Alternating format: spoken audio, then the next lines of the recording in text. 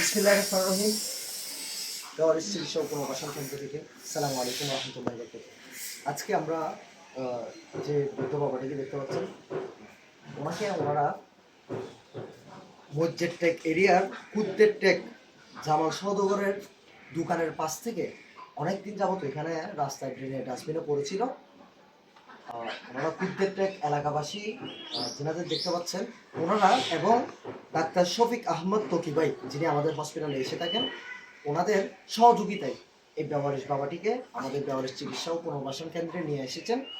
আমাদের যে মুরব্বী এবং ভাইয়েরা দেখতেছেন, ওনারা নিজে নিয়ে এসেছেন জিডি করে। ওনার সমস্যা হচ্ছে, ওনার দুই পায়ে অ্যাক্সিডেন্টলি কোনো রকম সমস্যা দেখা যাচ্ছে, দুই পায়ে ফোলা, এবং হচ্ছে উনি যেটা বুঝতে পারছি স্ট্রোক করার পর প্যারালাইজড। এক পাশ ওনার প্যারালাইজ, ওনার হাতটি দেখতে পাচ্ছেন, ওনার ডান হাতটি অচল অবস্থায় আছেন। তো রাস্তায় যদি তাকে অবশ্যই ট্রিটমেন্ট না পাওয়ার কারণে এই কন্ডিশনে চলে আসছে। তো এলাকাবাসীর সার্বিক সহযোগিতায় ওনারা কুদ্দের টেক থেকে এই বৃদ্ধ বাবাটিকে নিয়ে এসেছেন। আপনারা সকলে এই বৃদ্ধ বাবাটির একটু চেহারাটা দেখেন। ওনার যতটুকু ওনার থেকে জানতে পারলাম, ওনার নাম হচ্ছে মিরাজ, ওনার বাড়ি কুমিল্লা। যদি কুমিল্লা এলাকাবাসী ওনাকে যদি কেউ চিনে থাকেন, আপনাদের কাছে রিকোয়েস্ট থাকবে আপনারা এই ভিডিওটি শেয়ার করেন। ওনার পরিবার পর্যন্ত যদি আমরা এই ভিডিওটি পৌঁছাইতে পারি, তাহলে হয়তো বা ওনার পরিবারের কাছে উনি ফিরে যেতে পারবেন। তো আপনাদের সকলের সহযোগিতা কামনা করছি, এবং যারা নিয়ে এসেছেন তাদের অসংখ্য কৃতজ্ঞতা জ্ঞাপন করছি। কারণ এইরকম বেওয়ারিশ মানুষ দেখে আমাদের বাংলাদেশে দূরে সরে যায়। কিছুদিন আগেও একটা ঘটনায় আমরা দেখছি সোশ্যাল মিডিয়াতে, রাস্তার মধ্যে একজন ভাইকে পাথর নিক্ষেপ করে হত্যা করা হয়েছে, অথচ আশপাশে অনেক লোকজন ছিল, কেউ এগিয়ে আসে নাই কিংবা কেউ প্রতিবাদ করে নাই। এখনো পর্যন্ত ভিডিওতে দেখছি, যদি ওনার আশপাশের দোকানদার থেকে যখন জিজ্ঞাসা করা হচ্ছে আপনারা কি ওনাকে চিনতেন, কেউ স্বীকার করতেছে না, ওনাকে নাকি কেউ চিনতেন না। এই অবস্থা আমাদের বাংলাদেশের বর্তমান সমাজ। আর এই জায়গায় কুদ্দের টেকের মধ্যে এরকম পড়ে থাকা বেওয়ারিশদের, ওনাদের মতো মহৎ ব্যক্তিরাই এরকম প্রতিষ্ঠানে এসে দিয়ে যায়, নিজেই বাদী হয়ে জিডি করে এখানে নিয়ে এসেছেন।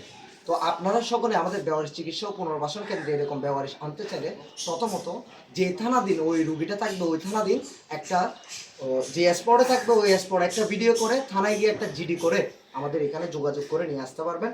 আমাদের ঠিকানা হচ্ছে ওয়াজিদিয়া শহীদুল্লাহ পাড়া 6 নং ওয়ার্ড, ভাতুয়া। বেওয়ারিশ চিকিৎসা ও পুনর্বাসন কেন্দ্র বললে দেখিয়ে দিবে। আপনারা যদি অক্সিজেন হয়ে আসেন, অক্সিজেন থেকে ওয়াইজদিয়া মোড় এসে বেওয়ারিশ হাসপাতাল বললে যে কেউ দেখিয়ে দিবে। আর যদি কোইস রাস্তামাথা হয়ে আসেন, এভার কেয়ার হসপিটালের পর ওমর ফারুক বিল্ডিং বললে যে কেউ দেখাই দিবে। তো আপনাদের কাছে বিনীত অনুরোধ থাকবে, এরকম রাস্তায় বেওয়ারিশ মা বাবাদের দেখলে অবহেলা করবেন না। অ্যাটলিস্ট আপনারা নিজ নিজ জায়গা থেকে এগিয়ে আসবেন, একটা খাবার হলেও তাদেরকে দিয়ে সহযোগিতা করবেন। আর যদি সম্ভব হয়, যদি দেখেন কন্ডিশন খারাপ, কোথাও যদি ক্ষত থাকে, তাহলে আমাদের সাথে যোগাযোগ করে একটা জিডি করে এখানে নিয়ে আসবেন।